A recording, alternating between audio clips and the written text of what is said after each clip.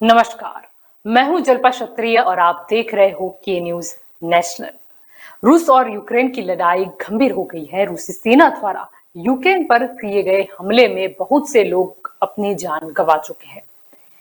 यह जंग कहीं जंग ना होकर एक व्यापारिक हित तो कहीं महाशक्ति का रूप दिखाने से जुड़ी हुई एक बहुत बड़ी साजिश भी दिखाई देती है।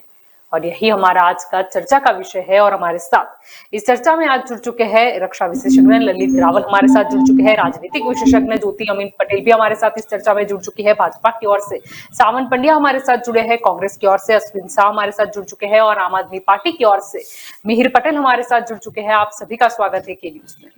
आपसे यहाँ पर सावन जी शुरुआत करना चाहूंगी। भारत के विदेश मंत्री एस जयशंकर ने ट्वीट करके ये जानकारी दी है कि उन्होंने वहां यूक्रेन के विदेश मंत्री के साथ बातचीत की थी और उन्होंने इस बात पर भी जोर दिया था कि भारत चाहता है कि कूटनीति और बातचीत का हमेशा से समर्थन करता है कि इस जो विवाद है उसका हल निकाला जाए। और साथ ही उन्होंने वहां जो छात्र है, वहां पर जो भारतीय है, उनके हालात को लेकर भी चर्चा की है और उनको वापस लाने की भी बात कही है। जी, भारतवर्ष दो वहाँ हमारे जो रेसिडेंट्स है, जो पढ़ है, वो लोग सबसे पहले सिक्योरिटी और वो लोग का वहाँ पे को भारत वापस लाना, वो प्राइम कंसर्न रहेगा इंडिया के लिए। दूसरी चीज है, भारत एक ऐसा देश में शांति की हमेशा अपील करता आया है और अपील करता रहेगा। हम सुदेव कुटुंब की जो हमारी प्रणाली संस्कृति है उसमें वाला देश, तो भारत से सबसे पहले अपील भी यही की गई कि टॉक्स जो होती है वो आगे बढ़ानी चाहिए और उससे जो मसला है उसको हल करना चाहिए। तो भारत हमेशा शांति की वो उसके साथ में रहता है और उसका स्टैंड भी वही रहता था भारत का पहले से। जी बिल्कुल। आपकी और यहाँ पर ललित जी आना चाहूंगी। रूस और यूक्रेन की अगर हम जंग की बात करते हैं तो कहीं ना कहीं अब आम नागरिक भी इसमें शामिल होते भारी मात्रा में नजर आ रहे हैं। ऐसे तो यूक्रेन के राष्ट्रपति व्लादिमीर जेलेंस्की ने पहले ही गुरुवार को एक ट्वीट करके सुझाव दिया था कि अगर जरूरत पड़े, अगर ऐसा हो तो देश की सैन्य क्षमताओं को बढ़ाने के लिए नियमित नागरिकों को हथियार उठाने भी पड़ सकते हैं। और अब कहीं ना कहीं वो सिचुएशन दिखाई भी दे रही है क्योंकि यूक्रेनी जो नागरिक है वो युद्ध का अभ्यास करते हुए नजर आ रहे हैं। बिल्कुल अपने ऊपर जो नीति के तहत एक हुआ प्लॉट मेरे हिसाब नहीं है। ये यूक्रेन नाटो को अप्रोच और नाटो देशों की मेंबरशिप लेने के लिए जब वो किया यूनियन और सहकार और उनके भ्रामक की आड़ में यूक्रेन थोड़ा जग गया, अपने नाटो की सदस्यता लेने का सोचा। अब नाटो की सदस्यता लेने से क्या फर्क? रशिया का और नाटो देशों का दुश्मनावट से ही है। नाटो का अगर यूक्रेन बनता है तो नाटो की मिलिट्री संसाधन सब में आज अगर वो यूक्रेन में स्थापित हो तो उस रशिया की संप्रभुता पर असर पड़ेगा, उसकी पड़ेगी। तो इसीलिए रशिया ने उसको, ये मेरे ख्याल से 2008 से जब शुरू हुआ ये वाद विवाद, तब से रशिया समझा रहा, अमेरिका समझाया, रशिया ने यूरोप आया और रशिया नाटो नेताओं जागत है ये कीजिए तो माने नहीं। और उनकी भ्रामक प्रचार में यूक्रेन स्वीकार किया कि नहीं हम जीत पे अड़ गए और कारण की वजह से रशिया ने धीरे धीरे कर एक दिन में नहीं हुआ प्रकरण, तो पिछले 10 दिन का देखें तो 10 दिन के भीतर उसने पूर्व तैयार आधार पे धीरे आगे उसकी के पास तक उसकी ब्लैक उसने अपने नेवल शिप दिए तैयारी करने के भी अगर जी अकल नहीं आई, न माने, तब रशिया पर धावा बोल दिया, उनको अटैक किया और और अटैक किया है। और जब परिष्कृत हो गई, बहुत ही खनन हो गई, तब यूक्रेन के प्रेसिडेंट ने मांगी नाटो से, जिन्होंने को वचन दिया था खाती, वो कोई जी सब गद्दारी दिखा, अपनी पीठ वहां से भाग गए। अमेरिका ने भी अपने वक्त में भाई हम सैन्य भेज सकते हैं, नाटो के नेता हम भी सैन्य भेज नहीं सकते, यूरोपियन यूनियन मना कर दिया।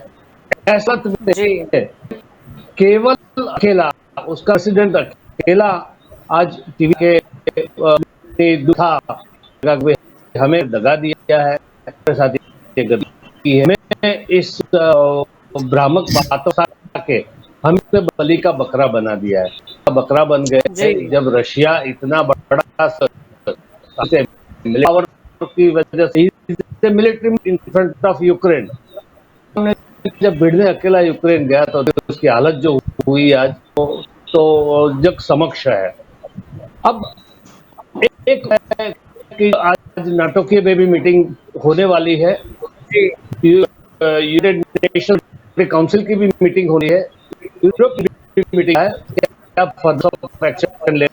ये जनरली जिस सूर अभी तक का हमने देखा उसके, वो आर्थिक प्रतिबंध के जी खाना पूरेंगे, लेकिन अगर ये आ गए इनके सहाय में मिलिट्री फोर्सेस का, अगर नाटो फोर्स और यूनियन अगर आगा है, तो ये वर्ल्ड वॉर की तरह एक बहुत हानिकारक संहार और जाने वाली एक घटना घटेगी। It will be literally, it will be world war. तो इसमें के लिए आप जैसे मंत्री ने न्यूट्रल अभिगम अपनाया। तीनों पक्ष जो तीनों राष्ट्र है, यूक्रेन भी हमारा मित्र है, रशिया मित्र है और अमित्र है, तो बोला शांति से करके ऑन टेबल बैठ के आप इसकी चर्चा करें, युद्ध से कुछ होगा जी नहीं, तीनों करने का प्रयास है। और मुझे ऐसा अंदाजा हो कि मोदी साहब की कही बात को लोग ध्यान से लेंगे और सुनेंगे, और शायद अमल में भी, तो पूरे विश्व के लिए शांति प्रयास माना जाएगा और देश की शाख विश्व में। जी आपकी और यहाँ पर ज्योति जी मैं आना चाहूंगी। अगर करीब 2 महीने पहले की बात करें तो कहीं ना कहीं बाइडेन का एक बयान सामने आया था, जहां उन्होंने ये कहा था कि रूस अगर थोड़ी जमीन ले ले तो अमेरिका को कोई फर्क नहीं पड़ता। यानी कहीं ना कहीं पहले अमेरिका ने रूस को उकसाने वाला एक बयान दिया था, फिर पिछले कुछ दिनों की बात करें तो लगातार अमेरिका ही युद्ध की भविष्यवाणी करता आ रहा था, और जो रूस की बात करें तो उसको उकसाने के लिए काफी काम भी आया। कहीं ना कहीं पहले अमेरिका ने थोड़ा अपना जो बयान है या फिर उसका जो रुख है वो यूक्रेन की तरफ दिखाया कि जैसे वो मदद करेगा, लेकिन अभी अमेरिका कहीं ना कहीं सब चीजों या अपने जो वादे थे उससे मुकरता हुआ नजर आ रहा है। यानी उसका जो स्टैंड है वो अभी तक क्लियर नहीं हुआ है। सही बात है जल्पा जी, क्योंकि देखिए अमेरिका एक ऐसा देश है कि वो जहां पर अपना स्वार्थ होता है वहीं पे अपनी सेना भेजता है।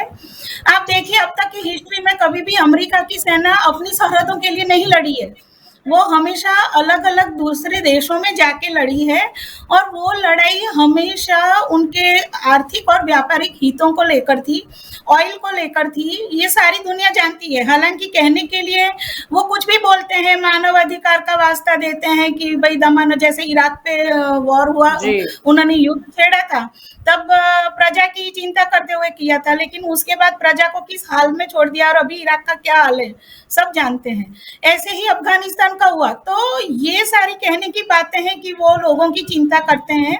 अमेरिका सिर्फ अपनी व्यापारी चिंता करता है। दूसरे की अब जिस तरह के जब युद्ध होते हैं ना, तो वो जो भी ताकतवर राष्ट्र होता है तो वो अपनी मनमानी तो कर ही देता है। उसके बाद में ज्यादा से ज्यादा दुनिया क्या कर लेती है कि उस पर प्रतिबंध लगाती है। तो अब प्रतिबंध तो रशिया को भी मालूम था कि उन पे लगेंगे, और 2014 की साल में जब उन्होंने दुनिया पे कब्जा किया था, तब से प्रतिबंध तो वो भुगत ही रहे हैं, और वो कहीं ना कहीं से तैयार तो है ही। रशिया को कोई फर्क नहीं पड़ता है, क्योंकि ये जो युद्ध का निर्णय होता है उसको लेने से पहले सारी दिमागी मशक्कत की हुई रहती है इन्होंने। तो उनको पता है। अब अगर इसमें हम चीन का स्टैंड देखें तो चीन क्या है कि अभी खुलम खुला उसका साथ नहीं देगा। और अभी जो पुतिन और जिनपिंग की मीटिंग हुई थी अभी कुछ दिनों पहले, तो वहां बहुत कुछ तय किया हुआ लगता है। क्योंकि देखिए, चीन खुलम खुला साथ नहीं देगा, लेकिन पिछले दरवाजे से वो रशिया को सारी मदद दे सकता है, और दे भी रहा होगा। तभी रशिया ने प्रतिबंधों की चिंता नहीं की है, क्योंकि आज देखिए दुनिया में कोई चीज ऐसी नहीं है जो चीन ना बनाता हो। एक्चुअली सारी दुनिया में चीन से ही सामान जाता है। अगर चीन साथ में है तो फिर रशिया क्यों प्रतिबंधों की चिंता करेगा। और अपना जो यूनो है वो तो अब सिर्फ कागजी शेर रह गया है, उसकी ना कोई सुनता है ना उसकी कुछ चलती है।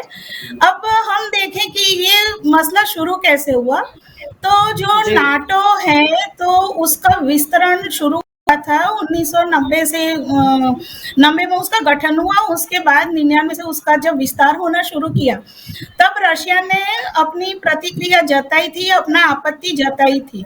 तब फिर भी एक तरफ से मना करते गए, लेकिन कोई लिखित में नहीं हुआ था कि हम विस्तरण नहीं करेंगे। और अमेरिका करता गया, पहले सब यूरोपियन देशों को मिलाया, उसके बाद जो मध्य पूर्वी जो उसके बीच का है वहाँ वो देश जैसे लिथुआनिया किया गया, तब भी आपत्ति जताई। अब जब करते करते यहाँ यूक्रेन तक बात आ गई, तब फिर रशिया को चिंता हुई, क्योंकि अब उसकी मतलब सरहद पे आ जाती नाटो की सेना, तो अपनी सरहदों को तो सब महफूज रखना चाहेंगे। तो यहीं से ये सारी मुझे समझ में नहीं आता है कि यूक्रेन को नाटो में इस तरह मतलब मिलाने का जुआ खेला कैसे उनके प्रेसिडेंट ने। क्योंकि उनको पता होना चाहिए कि यूरोपियन और अमेरिकन ये सारे देश स्वार्थी हैं। अगर आप सचमुच में आपत्ति में आते हैं तो आपकी साइड में सही से कोई खड़ा नहीं रहेगा, सिर्फ निवेदनबाजी होती है, ना अपनी कोई सेना भेजता है। और अमेरिकी और यूरोपियन की प्रजा और सेना, मैं तो यही मानती हूँ, क्योंकि जब भी मैं कंपेयर करती हूँ अपने सेना के साथ, तो वो तो मुझे कहीं भी ठहरते नजर ही नहीं आते हैं। इतने मतलब आलसी और इस तरह के हैं, मतलब उनको टेक्निकल वजह से वो लोग आगे हैं, वरना जो मतलब एक जुनून होना चाहिए ऐसा कुछ है नहीं। तो ये लोग तो अपनी जान उसमें डालेंगे नहीं, अपनी नागरिकों की, अपने सैनिकों की। तो ये बहुत बड़ी गलती कर गए यूक्रेन के राष्ट्रपति, जिन्होंने भरोसा किया और यहाँ तक नौबत आ पहुंची। क्योंकि जब युद्ध होता है तब पीसती प्रजा है, दो राष्ट्र लड़ते हैं, राष्ट्र के प्रमुख को उनकी मतलब गद्दियां दांव पे लगती है, लेकिन पीसती प्रजा है। आज जान हानि हो रही है, जिनका प्रॉपर्टी का नुकसान हो रहा है, उनके खाने पीने के अभी मतलब दिक्कत हो गई, जैसे लोग बागों की जिंदगी मुहाल हो गई है, तो वो प्रजा झेल रही है। तो युद्ध तो किसी भी तरह से अच्छा नहीं है। अब चीन की बात करें तो वो अभी खुल्लास नहीं देगा, लेकिन ये है कि अगर रशिया यूक्रेन पे कब्जा कर लेता है तो कहीं ना कहीं से अब चीन को ताइवान पे कब्जा करने का जैसे हक मिल जाएगा, ये सोचने का मुद्दा बन जाएगा उसके लिए। तो इसलिए चिंतित होना हम सबका स्वाभाविक है, क्योंकि इसमें प्रजातंत्र का कहीं नामो निशा रहता नहीं है। जो राष्ट्र ताकतवर होते हैं वो लड़ाई के दम पे दूसरे राष्ट्रों को जीत लेते हैं, और फिर वहां प्रजा भुगतती है। जल्पा जी बिल्कुल, आपकी और यहाँ पर लौटना चाहूंगी अश्विन जी। यहाँ पर अगर यूक्रेन की बात करें तो कहीं ना कहीं यूक्रेन का साथ देने के नाम पर रूस पर जो आर्थिक प्रतिबंध लगाए जा रहे हैं कथित तौर पर, लेकिन उसमें देख रहे हैं हम कि रूस भी बिना रुकावट, जैसे कि यहाँ पर बताया ज्योति जी ने, कि कोई भी अपनी बिना किसी फिक्र के वो आगे बढ़ रहा है। शायद इसका कारण ये भी है कि 2014 में भी रूस पर कई आर्थिक प्रतिबंध लगाए गए थे, लेकिन रूस का इस पर कोई नुकसान नहीं हुआ था, बल्कि उसे कहीं ना कहीं फायदा होता हुआ नजर आया था। मैडम बिल्कुल, आगे भी हमने डिबेट की, पहले उसमें भी मैंने बोला कि अभी देखो लेटेस्ट अपडेट आपकी चैनल पे आ रही है कि ये जिनपिंग जो है चाइना का, उसने बात किया पुतिन से, और दूसरा जेलेंस्की जो यूक्रेन का राष्ट्रपति है वो भी बंकर में चले गए कि उनको डर है कि राष्ट्रपति भवन पे हमला होगा। और जैसे उसने सामने से बोला कि I am ready for the dialogue, तो पुतिन ने बोल दिया कि मैं किसी भी हालात में आपसे डायलॉग नहीं करूंगा और मैं आपको यहाँ से मतलब स्टेट डाउन करके ही रहूंगा। तो अभी ये लड़ाई जो है ईगो की हो गई है।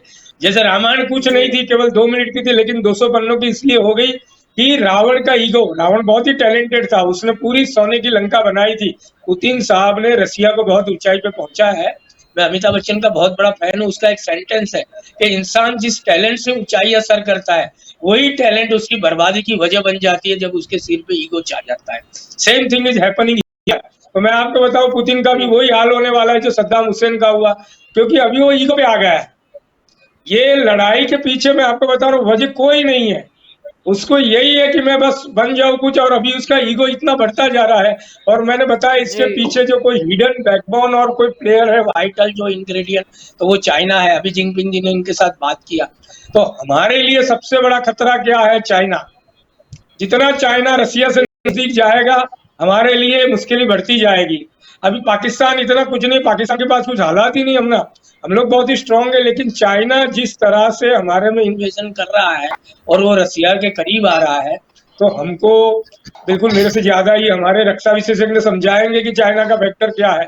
तो हमको अभी सच सच के तैयार रहना है। Anything can be happen at any time. और ये लड़ाई अभी ईगो की हो गई है, और जहां भी ईगो आया है वो इंसान जो ईगो वाला है वही मरता है। तो ये लड़ाई जितनी आगे भी जाएगी, कुछ भी होगा, लेकिन नुकसान तो रसिया का ही होगा, और रसिया के साथ साथ पूरे विश्व का भी होगा। तो मेरा तो एक ही अपील है कि कुछ भी करके ये लड़ाई को हम यहाँ मतलब उसको कुछ भी करके हम लोग इंटरवीन करके उसको यही मतलब डायलॉग से खत्म हो करना है, क्योंकि ईगोइस्टिक आदमी को समझाना बहुत ही मुश्किल हो जाता है। आप किसी को भी समझा सकते हैं, लेकिन ईगोइस्टिक आदमी को केवल वक्त ही समझा सकता है। And day will come soon madam.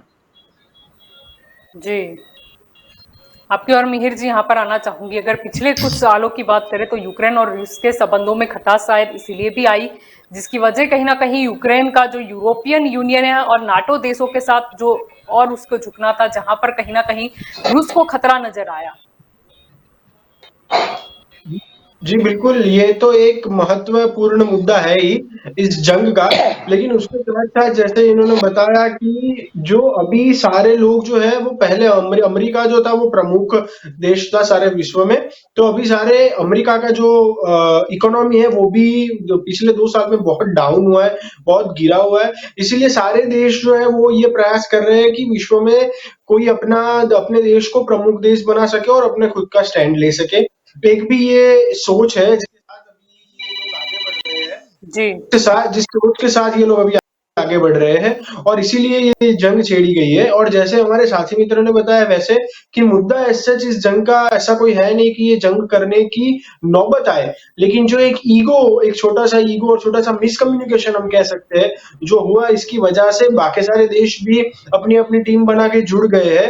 इसमें देश का तो नुकसान होता ही है। अभी मैंने देखा है कि 1000 सैनिक मारे गए हैं।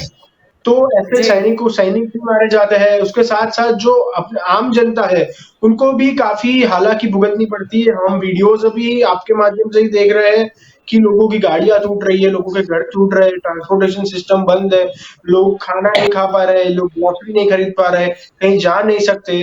सारे लोग अपनी जान जो है वो हाथ में लेके अपने-अपने घरों में बैठे हैं।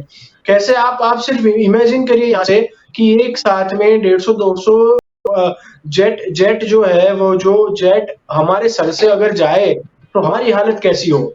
जो फाइटिंग जेट है, अब हम यहाँ पे बैठे और फाइटिंग जेट हमारे सर से 150-200 जेट हमारे सर से जाए तो हमारी खुद की हालत कैसी हो जाए? ये अगर आप सोचेंगे तो आपको समझ आ जाएगा कि वो देशों के लोगों की हालत कैसी है।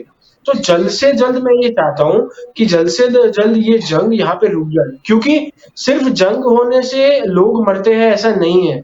बहुत इंटरनेशनल मार्केट पर भी इसका बहुत गहरा असर पड़ता है, जिसका रिजल्ट हमने कल देखा हुआ है कि स्टॉक मार्केट और जो हमारा मार्केट है वो कितना डाउन हुआ है, गोल्ड के रेट्स कितने अप हो चुके हैं। उसके साथ-साथ इंटरनेशनल मार्केट में जब इफेक्ट आता है तो पेट्रोल के दाम, डीजल के दाम भी उसके ऊपर भी इंक्रीज होते हैं।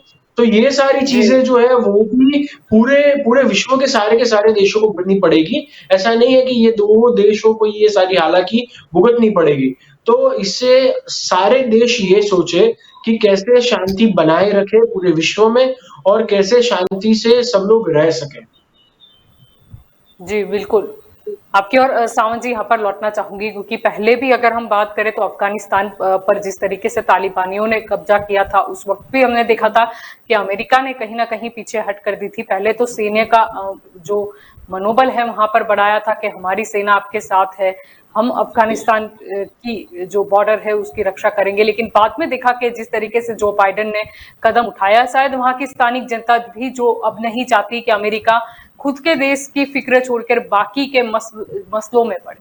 और कहीं ना कहीं यहाँ पर भी यही नजर आया कि पहले अमेरिका ने कहीं ना कहीं यूक्रेन को दिलासा दिलाया था कि वो उसकी मदद करेगा, लेकिन कभी ना कहीं ना कहीं अब नजर आ रहा है कि सिर्फ शब्दों के अलावा और कुछ अमेरिका मदद नहीं करने वाला। यानी प्रश्न यहाँ पर ये इसीलिए उठता है कि जैसे कि अमेरिका के साथ हमारे संबंध तो काफी अच्छे हैं, लेकिन कल को उठ के अगर चाइना के साथ या पाकिस्तान के साथ कोई भी मसले पर अगर हमारी कोल्ड वॉर भी होती है तो अमेरिका का सपोर्ट कितना।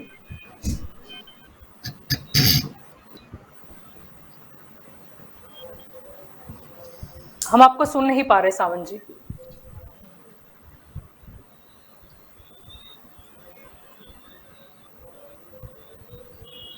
आपने आवाज म्यूट रखा है। हाँ, भारत जी हाँ जी बिल्कुल। हाँ, जी भारत तो संबंध रहे, चाहे रशिया हो चाहे अमेरिका, तो सिचुएशन के हिसाब से भारत अभी तो दोनों देश भारत के संबंध अच्छे ही है। अब जब भारत इतना बड़ा है, आज भारत की मदद विश्व के ये जो देश ये आपत्ति आके पड़ी है, आज वो देश भारत की मदद मांग रहा है। तो भारत एक भारत इग्नोर कर सकता है ना, भारत को कोई छेड़ सकता है। तो अगर भारत के से भी अगर कुछ भी छेड़खानी करता है तो भारत उस जो जवाब है वो देने के लिए सक्षम है। जो दूसरी चीज ये कि भारत का जो डिप्लोमेटिक स्टैंड है उसमें भी भारी अपने तरफ से रहता है। भारत को देखिए बात है, पूरे इकोनॉमी के ऊपर असर पड़ने में कोई नहीं। आज मार्केट्स में देख लीजिए, आप वर्ल्ड में देख लीजिए, गोल्ड के रेट अप डाउन हो रहे, तो कहीं पे भी अगर इसी परिस्थिति उसके जो इफेक्ट्स होते हैं वो जहाँ जो अफेक्टेड जो कंट्रीज है उसके साथ जिसके कमर्शियल रिलेशंस है, जो एडजॉइनिंग कंट्रीज है उसके ऊपर सबसे ज्यादा उसकी असर भी होती है। और वो एक्सपोर्ट इंपोर्ट होता है कि जैसे कि यूक्रेन से जो चीजें इंपोर्ट जो कंट्रीज करते हैं उसके ऊपर प्रभाव पड़ता है। तो वो प्रभाव के लिए भी इसको रेडी रहना पड़ता है। अभी यूक्रेन को अभी ये जो टुडे वो कब खत्म होगी, कौन सी परिस्थिति जाके होगी, तो every country has to have a plan कि हमारे पे इसकी कितनी असर पड़ने वाली है, हमें कौन से आगे कहाँ किसी और देश से भी हमारी बातचीत करनी पड़ेगी कि भाई जहाँ से कुछ इम्पोर्ट आता है वहां से इम्पोर्ट हो पा रहा है तो प्लान बी में हमारे पास क्या चीज है हम जी कर सकते हैं। ये कॉमर्शियल चीज की बात है। वैसे ही हम हर एक डिप्लोमेसी होती है, एक पॉलिसी होती है। हर एक डिप्लोमेसी पॉलिसी के लिए रेडी रहता है। भारत से फिलहाल हर एक चीज का जवाब दिया जाए। जी ललित जी, आपकी ओर भी यहाँ पर आना चाहूंगी। यूक्रेन और रूस की अगर हम बात करें तो कहीं ना कहीं लड़ाई में देखा जा रहा है कि कहीं ना कहीं अपनी ही सरकारों के खिलाफ वहां पर प्रदर्शन भी हो रहे हैं। और एक और अगर रूस की बात करते हैं तो रूस तर्फी जो लोग हैं वो भी कहीं ना कहीं यूक्रेन में अपनी ही सरकार के खिलाफ मतलब नाखुश होकर वहां पर चाहते हैं कि रूसी अगर इसका कब्जा ले ले तो बेहतर होगा। सही बात है। जहाँ राष्ट्रवादी मानस होता है, राष्ट्र का हित देखते हैं, वो लोग गलत कर्मकांड का डेफिनेटली विरोध करते हैं सत्ता के सामने। लेकिन जी अभी ये जो वर्तमान वातावरण, भयजनक वातावरण परिस्थिति जो खड़ी हुई है रशिया और यूक्रेन के बीच में, उसमें भी एक आशा की किरण निकल के आई है कि आज यूक्रेन के प्रेसिडेंट जेलेंस्की ने माना है और अपनी जिद छोड़ के वो रशिया से मिस्टर पुतिन से बात करने के लिए राजी हो गया है। और सामने रशिया ने भी बोला है कि अगर 100% सरेंडर करके आना चाहता है तो हम भी बात करने के लिए तैयार है। अगर ये बात सकारात्मक रूप धारण करती है और ऑन टेबल अगर दोनों पक्ष आ जाते हैं तो इससे अच्छी जी और बात नहीं हो सकती। ये मुझे लगता है कि हमारा भारत का जो नेतृत्व है प्रधानमंत्री श्री के, उनके कल जी हुई बातचीत का कुछ असर दोनों पक्षों पे पड़ा हो, ऐसा मुझे लग रहा है। और ये हमारे भारत के नेतृत्व की जो प्रतिष्ठा विश्व में जो बढ़ी है, वो भी एक खुशी की बात है। और उनकी शब्दों पे हो सकता है ये समाधान हो जाए, सुलह हो जाए।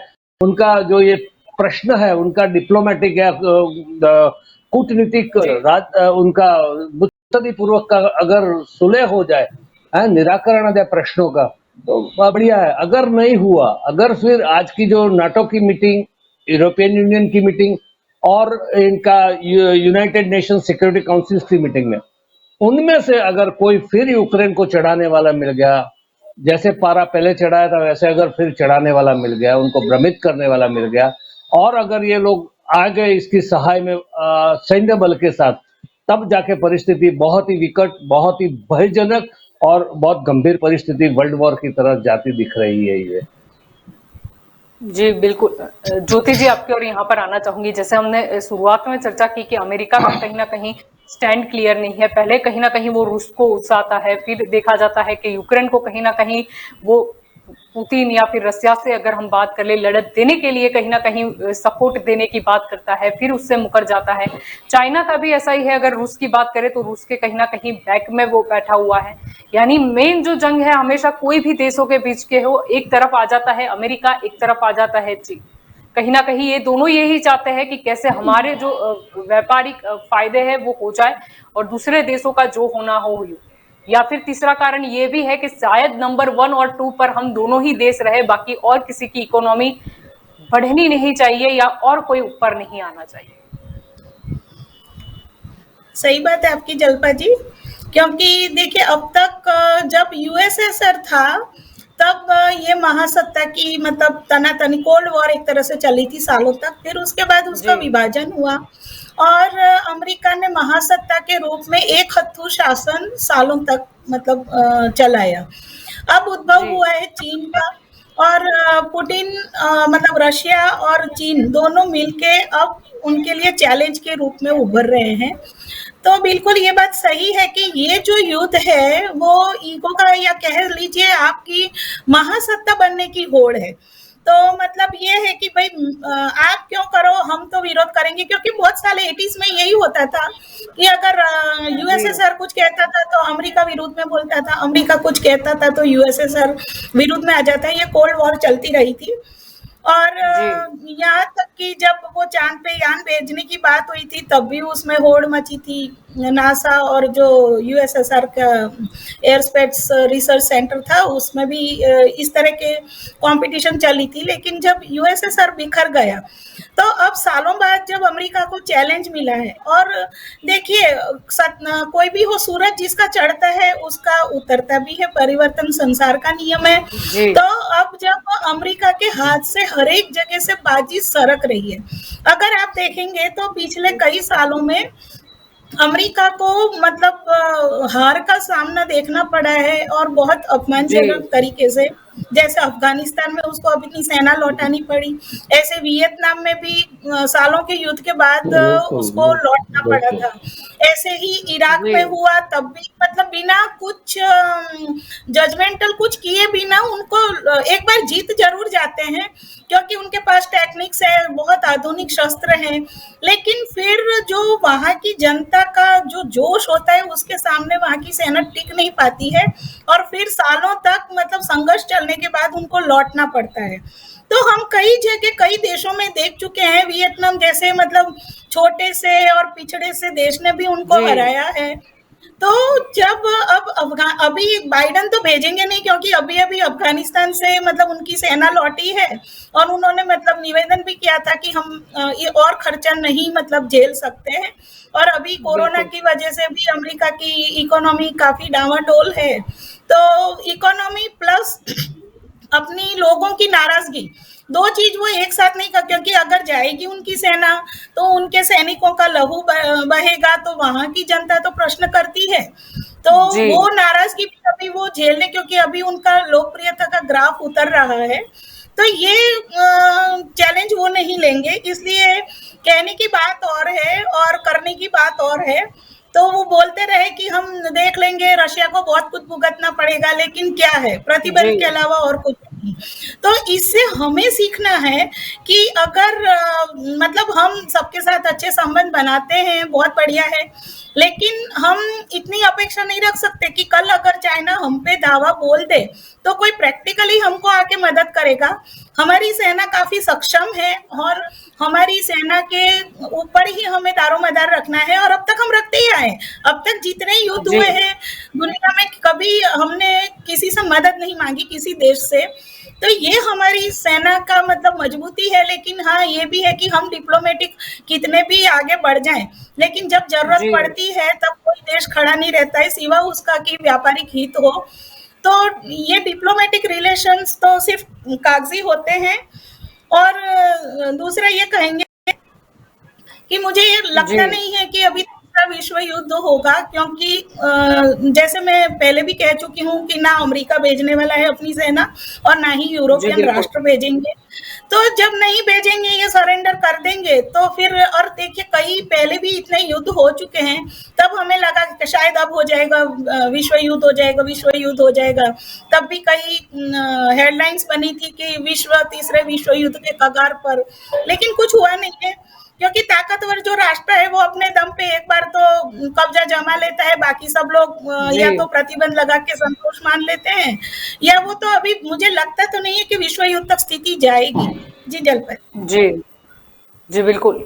आपकी और यहाँ पर आना चाहूंगी अश्विन जी। यहाँ पर अगर मुद्दे की बात आए, अगर अमेरिका की बात करें, तो कहीं ना कहीं उसके व्यापारिक हित भी है। वो कैसे भी करके ये चाहता है कि यूक्रेन का एक बहाना ले ले, और कैसे नाटो जो कंट्री है उससे प्रतिबंधों के चक्कर में कहीं ना कहीं रसिया के से जो गैस की सप्लाई होती है या जो ऑयल की सप्लाई होती है वो बंद हो जाए, तो कहीं ना कहीं उसे वो इनडायरेक्टली बिजनेस मिल जाए।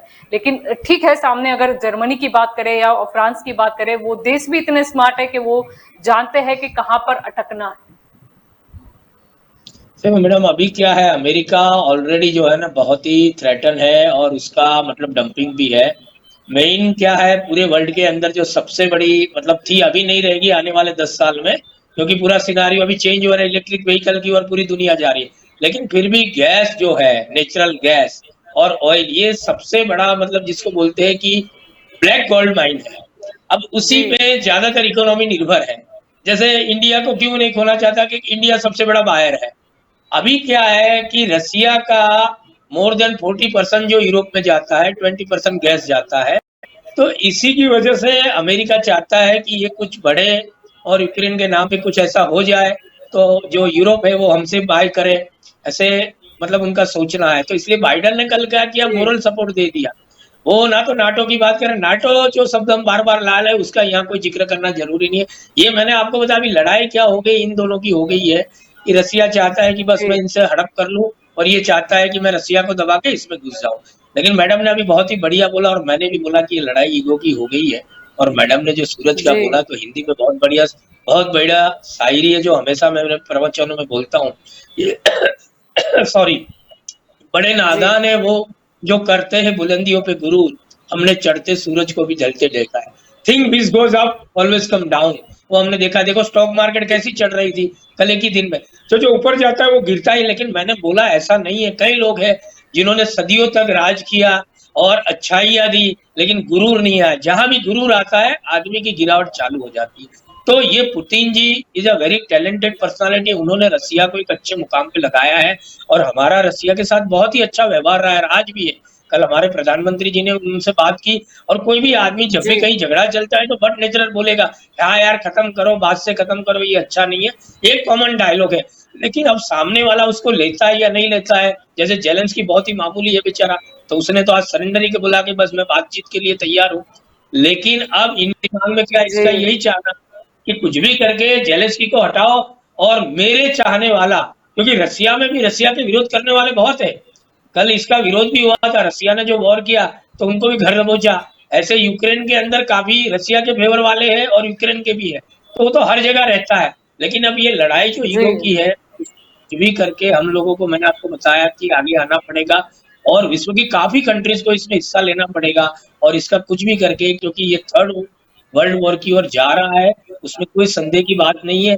लेकिन हम चाहते, ये मैडम ने बोला कि नहीं होना चाहिए, नहीं होना चाहिए, क्योंकि ऑलरेडी अभी हम एक बहुत बड़ी मुसीबत से उभर रहे हैं। कोविड से जो नुकसान जी। हुआ है वो एक टक्का जानता है, और अभी तो उभर ही रहे हैं हम लोग, बराबर है। जैसे कि आप बीमार है, एक कोविड से बाहर निकलो, दूसरी कोई बीमारी लग जाए तो आदमी की हालत क्या हो जाएगी।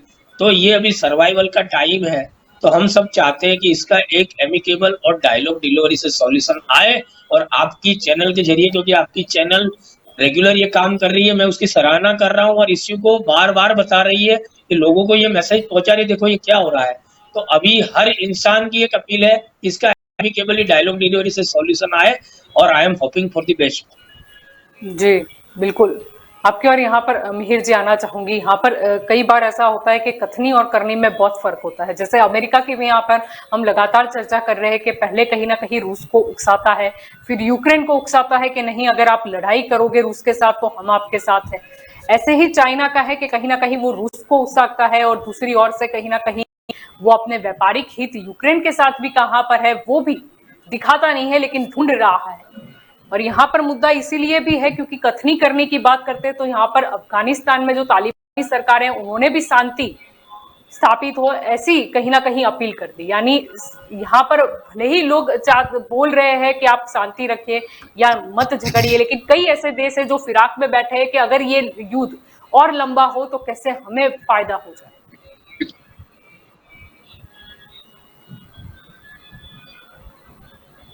हम आपको सुन नहीं पा रहे मिहिर जी, आपने आवाज म्यूट रखा है। जी जल्पा जी, बिल्कुल। तालिबान जैसा देश की सरकार अगर ऐसा बोल रही है कि शांति स्थापित होनी चाहिए, तो सोचिए उनके मन में भी कितना डर है, उनके मन में भी कितना भय है। अभी ये जो है इंटर जो हमारे कंट्रीज है उनके अंदर जो इंटरनेशनल पॉलिटिक्स, मुझे ऐसा लग रहा है कहीं ना कहीं शुरू हो गया है। इंटरनेशनल पॉलिटिक्स इसीलिए मैं कहना चाहता हूँ कि कोई किसी को गिरा नहीं रहा है, कोई किसी को स्टैंड नहीं दे रहा है, सब अपनी एक दूसरे की टांग खींच रहे हैं। कभी अमेरिका बोलता है कि हम आपको सारी तरीके से मदद करेंगे, फिर बोलता है सिर्फ हम आपको मेंटली सपोर्ट करेंगे, हम सिर्फ आपको शाब्दिक सपोर्ट करेंगे। तो ये सारी चीजें जो है वो अभी मुझे ऐसा लग रहा है इंटरनेशनल पॉलिटिक्स अभी शुरू हो गया है, क्योंकि शायद कहीं ना कहीं अमेरिका को भी अपनी खुशी जाती हुई दिखाई दे रही है। और रही बात अपनी, तो मैं तो खुश हूँ कि अभी थोड़ी देर पहले ही एक फौजी साहब की बातें हम सुन रहे थे और उन्होंने जो भारत देश की शक्ति का वर्णन किया वो बहुत ही बढ़िया किया। उन्होंने एक चीज बोली, मुझे अभी भी याद है वो चीज, कि उन्होंने ऐसा बोला कि हम 6 घंटे, मतलब ये जो अभी जंग चल रही है वो तो करीबन 2 साल पहले से प्लानिंग प्लॉटिंग चल रहा था उन लोगों का। उसके बाद जाके इन लोगों ने ये जंग पूरी, आज जो चल रहा है वो जंग हुई है। क्योंकि उन्होंने बोला था एटमॉस्फेयर समझना पड़ता है, भौगोलिक विस्तार और भौगोलिक आयोजन भी करने होते हैं, सारे हथियार वगैरह को भी चेक करके रखना पड़ता है, बहुत सारी चीजें होती है। पर ये सारी चीजों को भी टक्कर देने के लिए 2 साल से प्लानिंग चल रही थी, तो ये सारी चीजों को टक्कर देने के लिए भी काफी सारा टाइम चाहिए होता है। लेकिन जो हमारे फौजी साहब ने बात बोली भारत के बारे में, उससे मैं बहुत खुश हुआ था और बहुत प्रभावित भी हुआ था, क्योंकि उन्होंने ऐसा बोला कि भारत के पास ऐसी क्षमता है, ऐसा पावर है कि 6 घंटे अगर अभी अनाउंसमेंट हो कि भारत को किसी भी देश के साथ युद्ध करना है, या तो फिर किसी भी जी। देश ने या तो किसी भी देश ने हमला बोल दिया है तो सिर्फ 6 घंटे में हमारा देश जो है वो सामना करने के लिए सज्ज हो जाता है। और उन्होंने एक बढ़िया चीज ये भी कही थी कि कुछ ही घंटों में हम इंडिया से लाहौर को, अगर एग्जाम्पल दिया था उन्होंने कि इंडिया से लाहौर पर हम अटैक करके वहां चाय नाश्ता करके वापिस इंडिया आके चुपचाप शांति से बैठ जाए, उतने सारे और हमारा कोई कुछ कर ना पाए, उतना पावर हमारे पास है, भारत के पास है, उतने सारी मिसाइल्स, उतने सारे हथियार, उतने सारे सैनिक। और ऐसा नहीं कि ये सारी चीजें एक ही जगह पे रखी है भारत ने, भारत के जो चारों तरफ की जो बॉर्डर है वहां पे लगा के रखी है। तो मुझे ये बहुत गर्व हो रहा है मेरे देश पर और मेरे देश के सैनिक पर कि जो तैनात है इतनी ठंडी में भी वहां पे है, जो हमारे लिए अपने जान की परवाह किए बिना बॉर्डर पर है। तो एक लाइन जो मुझे बहुत याद आ रही है वो ये है कि ये वंदन की भूमि है, अभिनंदन की भूमि है, ये वीरों की भूमि है, ये वीरों की भूमि है। कोई हमारा इधर कुछ नहीं कर सकता क्योंकि सुपीरियर भी हम हैं और पावर भी हम है। और ये देश का जो कण कण है वो हमारे लिए शिव शंकर है।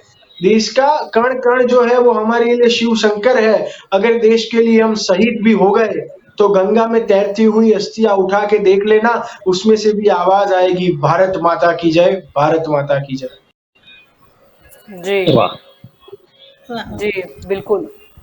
अब यहाँ पर सावन जी में आना चाहूंगी। यहाँ पर मुद्दा ये भी है कि चलो अभी के लिए मान भी लेते हैं कि ये युद्ध टल जाए, ये सिचुएशन शायद कहीं ना कहीं युद्ध की जो दृष्टि से पहुंची है वो कहीं ना कहीं शांत भी हो जाए, लेकिन आने वाले समय में कहीं ना कहीं ये जो युद्ध की शुरुआत हुई है वो उतनी आसानी से खत्म नहीं होने वाली। हो सकता है कि हमें कहीं ना कहीं ये जो सैन्य द्वारा हमला किया जा रहा है वो ना देखने को मिले, या फिर ये जो एक दूसरे में घुसपैठ हो रही है वो ना देखने को मिले, लेकिन फिर भी ये कहीं ना कहीं हर कंट्री के लिए धर्म संकट आएगा कि रसिया या फिर यूक्रेन। जी वॉर सिचुएशन है, उसमें हर पल कुछ ना कुछ बदलता रहता है।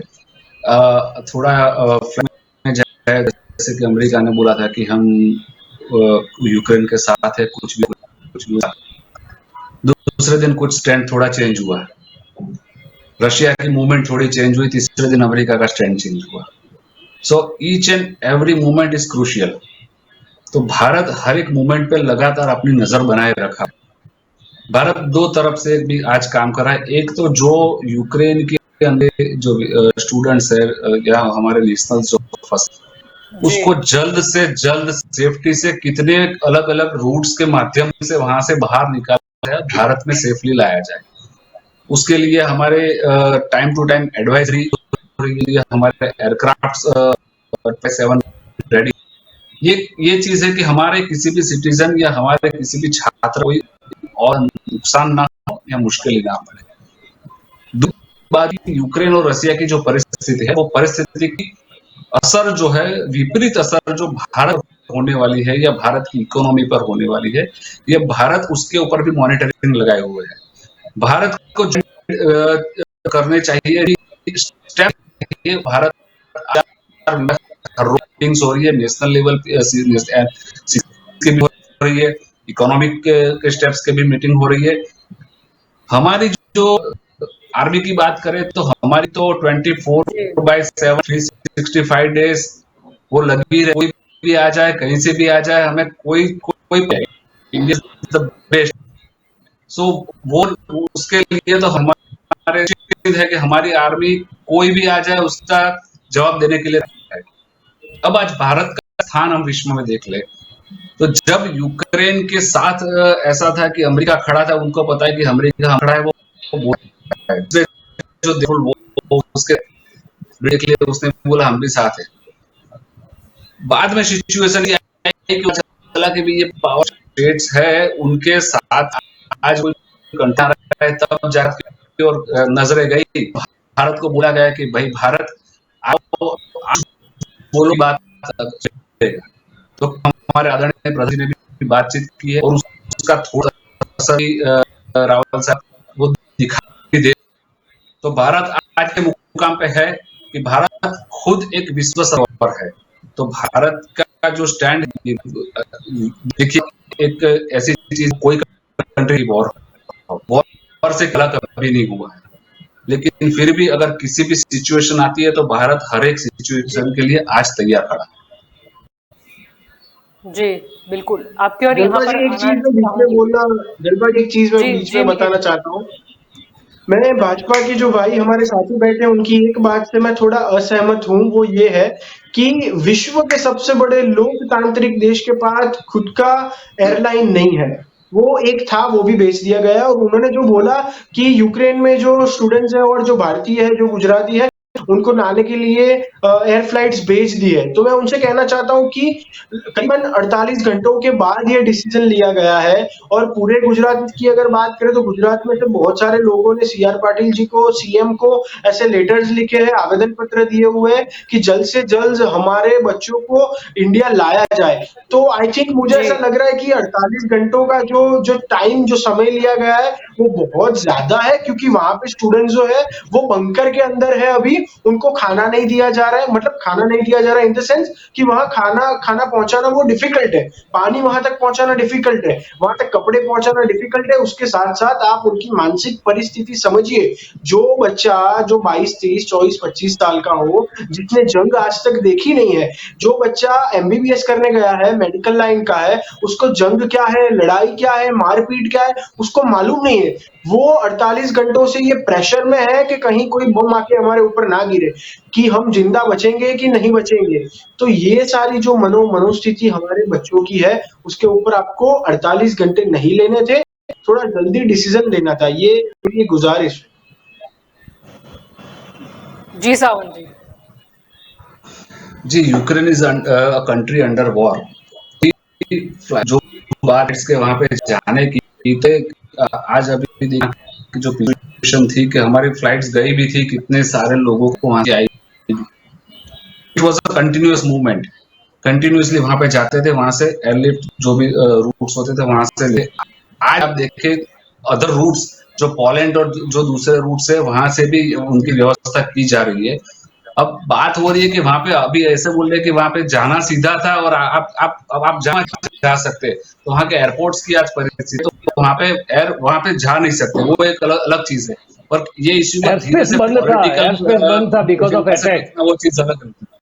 सर वो बंद हुआ उससे पहले अमेरिका ने अपने स्टूडेंट्स वापस ला दिए। जब पहला अटैक किया गया उसके 2 घंटे में अमेरिका ने अपने स्टूडेंट्स अपने देश में वापस ले लिए। सर मैं ऐसा कह रहा हूं कि हम विश्व गुरु बनने की कगार पर है, तो जब अमेरिका जैसा देश 2 घंटे में अपने विद्यार्थियों को, अपने लोगों को, अपने स्टूडेंट को अगर वापस ला सकता है, तो मुझे भी भारत सर, मैं भारत का नागरिक हूं और मैं भी ऐसी आशा रखता हूं और मैं भी ऐसा सपना देखता हूं कि ऐसे 2 घंटे मेरा भारत भी अपने लोगों को वापस ले आए। सर मेरी बात ये है।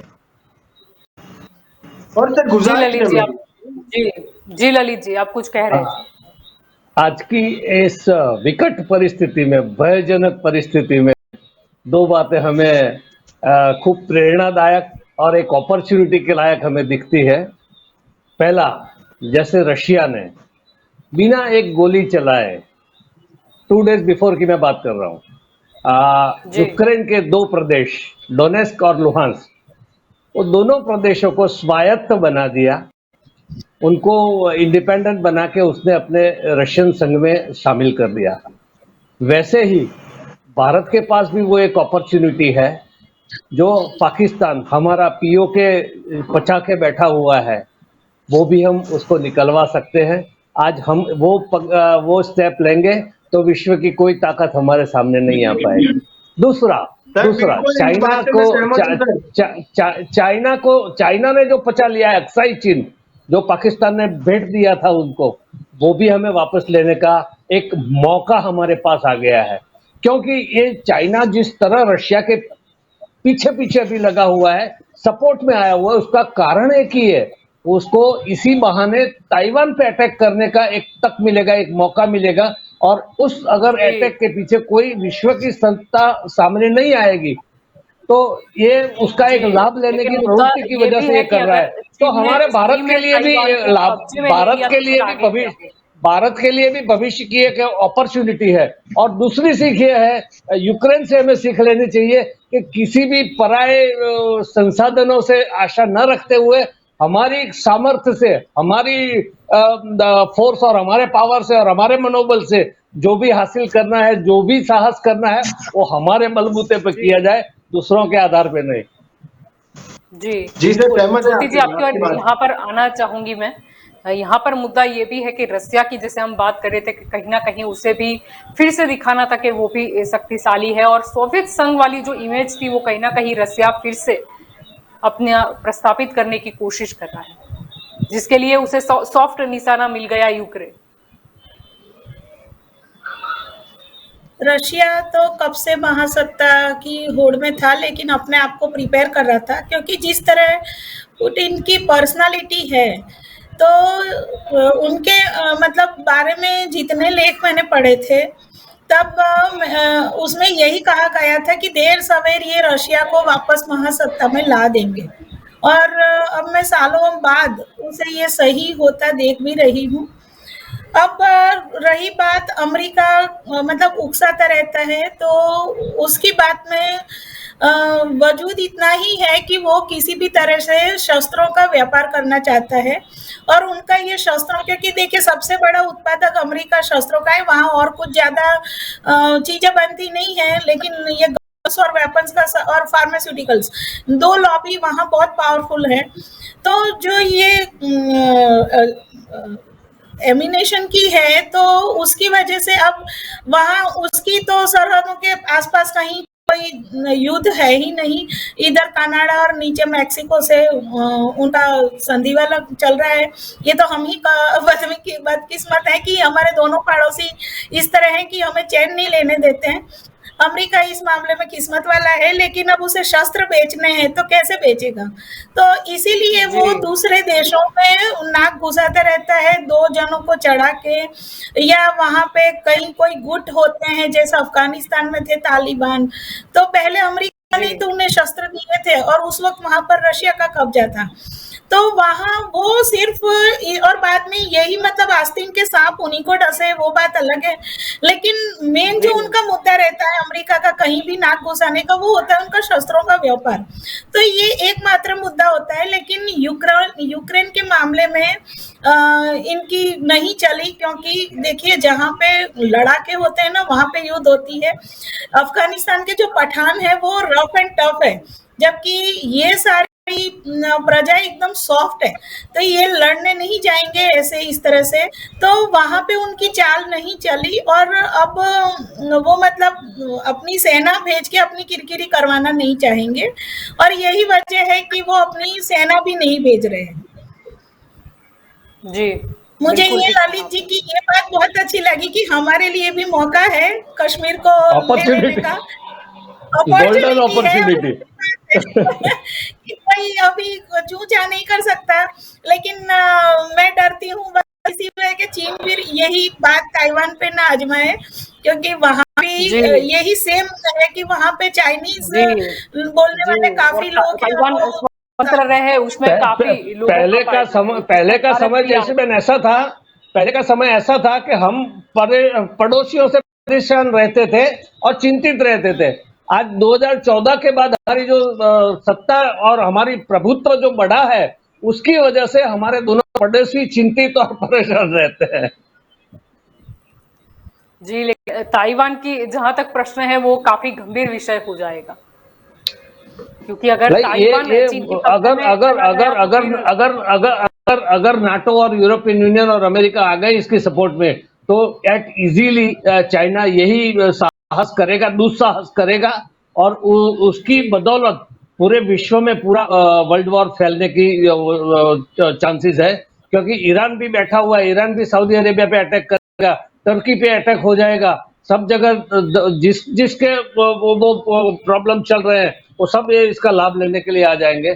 तो सब देश अंदर अंदर झगड़ना जब चालू करे, युद्ध चालू हो जाए, तो it will be a world war. और काफी कंट्रीज सब न्यूक्लियर पावर्स हैं, और इतने सारे एक न्यूक्लियर का यूज करने के बाद कम से कम 50 लाख आदमी मर सकते हैं। तो आप सोचिए कितने सारे न्यूक्लियर वेपन्स हैं, तो उसके कितनी खाना खुबारी होगी, जी कितने मानव संहार जी, होगा, और शायद कितनी यही कारण है कि सब युद्ध की तैयारी तो दिखाते हैं, लेकिन युद्ध करना बहुत बड़ी बात बहुत होती बहुत है, मुश्किल क्योंकि होता अगर एक है। बार आगे और बढ़ गए तो चीन फिर शायद पीछे यही देख मुड़ने का रहा है, ऑप्शन नहीं है। जी चीन एक यही युद्ध देख में रहा है कि देखिए रशिया के आर्थिक बारे में आर्थिक दुनिया क्या 15 स्टैंड साल लेती है। 15 इयर्स उसकी इकोनॉमी पीछे चल जाती है एक युद्ध की वजह से, इतना खर्चा है जी युद्ध के बिल्कुल। पीछे। तो किसी देश को आज के जमाने में, अभी के वर्तमान समय में नहीं पोसाएगा, ना परवड़े। जी इसीलिए मैं कह बिल्कुल रही ठीक थी कि कहा आपने। तीसरे विश्व युद्ध के चांसेस कम है, क्योंकि चीन अभी देख रहा है कि इस मामले में दुनिया क्या स्टैंड लेती है। क्योंकि फिर अगर अभी कोई इसकी सहायता में नहीं आया है, तो ताइवान को भी अब समझ लेना चाहिए कि वो अमेरिका के जोर पे कूद रहा है। वैसे भी हम देख रहे हैं कि चाइना उसकी एयर स्पेस में काफी लड़ाकू विमान भेजता रहता है और नहीं, ऐसा अमेरिका नहीं सिर्फ है। लेकिन अगर जैसलमेर जी ललित फ्रांस जी। ने भी बोला है, फ्रांस ने भी बोला है खुल के कि हम भी न्यूक्लियर वेपन वाले हैं, रशिया को ऐसे धमकी दी है उन्होंने। सबके पास तो है, हो सकता सबके है पास इसमें न्यूक्लियर वी उनके नेवर। पास सिर्फ हाँ, धमकियां नहीं देते नहीं, हैं। वी नहीं, नेवर नो। यहाँ पर ये है कि खुद की यहाँ पर जमीन की हिफाजत करने के लिए सभी बोलते हैं कि हमारे पास ये तैयारी है, वो तैयारी है, लेकिन तैयारी दिखाना, रखना और हमला करना, उसमें बहुत फर्क होता है। बहुत फर्क हमारे होता है। भिखारी पाकिस्तान के जी पास कितने सालों से है, लेकिन वो भीख मांग के बनाया हुआ उसका कभी यूज कर सका है? जी एक ही बिल्कुल ठीक कहा मुस्लिम आपने। राष्ट्र है जिसके पास न्यूक्लियर है, ओनली वन। पर वो भी ये सही भिखारी, मौका है, जी, नहीं, ये और वो भारत सही के भी मौका भिखारी। प्रधानमंत्री है। अभी जाते हैं नहीं। रूस और वहां पर बोलते हैं कि क्या मैं मौके पे आ रहा हूँ। यहाँ दूसरी ओर सारे ही देश कहीं ना कहीं शांति की अपील कर रहे हैं, कहीं ना कहीं पाकिस्तान के प्रधानमंत्री वहां जाते हैं और बयान भी देते हैं ऐसा कि मैं कैसे उसकी बेइज्जती वक्त हुई, में यहाँ पर उसकी आया हूँ। बेइज्जती ये हुई वहां, बहुत ही बेइज्जती शर्मनाक हुई। बात थी। जी यस, बहुत शर्मनाक प्रोटोकॉल का भी पालन नहीं हुआ। थी। कोई भी देश का बड़ा आया हुआ हो मेहमान के तौर पे, उस वक्त ऐसे वॉर वगैरह डिक्लेयर कर नहीं सकते। लेकिन इमरान खान की तो गिनती ही नहीं थी, तो उसको हार्डली हाँ, दो उनको घंटे गिनते की नहीं उसको है ना, सिर्फ उनको मुलाकात, गिनते ही था, सिर्फ फोटो, उनको गिनते सिर्फ नहीं है। उनको तो फोटो सेशन कर दिया, उनकी उसके साथ गिनती भगा दिया टूरिस्ट में फिर। होती है, उनकी यस, गिनती फोटो टूरिस्ट में होती फोटो ऐप करके उसको भगा दिया सिर्फ। तो है, और उनकी उसके गिनती बाद टूरिस्ट में होती अमेरिका है। ने उसके पर 55 मिलियन डॉलर का बैन लगा दिया, दंड लगा दिया उसकी बैंक के ऊपर। शू किया है, शू किया हुआ है, यस, शू किया सू हुआ है किया। जी अमेरिका ने। तो जी फायदा लेने गया बिल्कुल। था, वो फंस गया। वो उनको जी कोई नहीं, वैसे लेता ही नहीं फायदा, सीरियसली। जी नहीं, उन्हें कहीं ना कहीं ऐसा था कि वो उनका एक्चुअली सपोर्ट तो मिल रहा है, रशिया के साथ जाके खड़ा होऊंगा तो कहीं ना कहीं कुछ देश हमसे ना, डरेंगे, लेकिन ये हाँ, कभी हो यस नहीं यस सकता। एग्जैक्टली। जी नहीं, वो ये जी आप प्रस्ताव कभी लेके गया जी होगा बिल्कुल कि रशिया और अमेरिका का मैं सुलह करवा दूंगा, मुझे 5-10 मिलियन दे दो। कटोरा लेके पहुंच जाता जी बिल्कुल। आप सभी मेरे साथ इस चर्चा में जुड़े, इसीलिए आप सभी का शुक्रिया। तो दंगल है। देश का राइट, में आज का सबको हमारा नमस्कार। मुद्दा था कि जिस नमस्कार तरीके से सबको। यहाँ पर रूस और यूक्रेन के बीच में जो विवाद हमने देखा कि विवाद इस हद तक बढ़ गया। कहीं ना कहीं पहले युद्ध की चेतावनी दी गई थी, तैयारी दिखाई दी थी, लेकिन कहीं ना कहीं लगता था कि तैयारी दिखाना अलग बात है और युद्ध करना। लेकिन हम जानते रहे कि यूक्रेन को भी शायद इतनी हिम्मत आई क्योंकि अमेरिका और नाटो कंट्री का उसे सपोर्ट मिलेगा, ऐसा उसे 100% विश्वास था। लेकिन कहीं ना कहीं यूक्रेन जिस बात पर लड़ने चला था, वो लोग ही पीछे खस दिए। रूस की बात करें, रशिया की बात करें, तो उसके लिए कहीं ना कहीं अब ये आत्मसम्मान पे आ गया है। कहीं ना कहीं अब रशिया ये भूल शायद नहीं करेगा, भले ही अभी बात करते हो यूक्रेन के इस बात को अब हम डायलॉग डिलीवरी से सुलझाते हैं, लेकिन जब एक बार युद्ध का ऐलान हो गया है और जब तक रशिया की बात है, जब वो यूक्रेन के अंदर तक आ गया है, तो शायद बिना अपनी शर्त मनवाए ये शायद नामुमकिन सा लगता है कि वो कहीं ना कहीं पीछे हट करेगा। मुद्दा यहाँ पर सभी देशों के लिए गंभीर इसीलिए है क्योंकि अगर यूक्रेन की बात करते हैं, रशिया की बात करते हैं, तो कहीं ना कहीं काफी देशों के व्यापारिक संबंध जुड़े हुए हैं, जिस पर सीधी इंपैक्ट ये युद्ध की नजर आने लगी है। भारत देश की बात करें तो हमारे कई छात्र जो यूक्रेन में पढ़ाई कर रहे हैं, उनके लिए भी बहुत ही बड़ी गंभीर समस्या अभी उत्पन्न हो गई है। अभी तो विदेश मंत्री का जिस तरीके से ट्वीट आया है, ये आशा फिर से जगी है कि कहीं ना कहीं फिर से दूसरे जो रास्ते हैं उससे वहां के छात्रों को लेकर आया जाएगा। लेकिन मुद्दा यहाँ पर यह है कि बात सिर्फ ये युद्ध से या फिर ये युद्ध खत्म हो या आगे चले उससे नहीं रुक जाती, लेकिन आने वाले समय में क्या होगा, क्योंकि रसिया के लिए यूक्रेन मुद्दा है, भारत के लिए जम्मू कश्मीर की अगर पीओके की हम खास तौर पर बात करें तो वो मुद्दा है, और चाइना के लिए ताइवान। सभी देशों की बात करें तो कहीं ना कहीं यूएन अगर ऐसे की बात करें तो ये इसकी स्थापना इसीलिए भी की गई थी कि सारे ही देश एकजुट होकर अपने ग्लोबल जो इंप्रूवमेंट है उसकी ओर बढ़ सके, कहीं ना कहीं कोई भी देश पर कोई भी अन्याय ना हो। लेकिन कहीं ना कहीं अब लगता है कि यूएन ने भी, जो पहले हमने आपातकालीन वहां पर बैठक भी देखी जिसमें शांति की गुहार भी लगाई गई थी, लेकिन ठीक है उसका कोई इम्पैक्ट देखने को नहीं मिला। अब देखना यही होगा कि आगे क्या होता है। अभी ऐलान तो हो गया है कि कहीं ना कहीं सुलह की ओर यूक्रेन ने हाथ बढ़ाया है, अब आगे रसिया का क्या स्टैंड होता है वो देखना रहा। तो दंगल देश का में अभी बस इतना ही। ज्यादा जानकारी के लिए आप जुड़े रहे के न्यूज के साथ। नमस्कार।